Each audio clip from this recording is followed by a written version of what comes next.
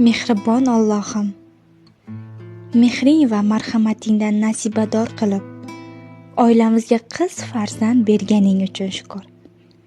Menga dildosh, qalbimni yayratuvchi, kunduzi porlagan quyoshim, kechasi taskin berguvchi oyim, yuragimdagi sevgimni ko'paytiradigan barokatli do'st berganingga shukr.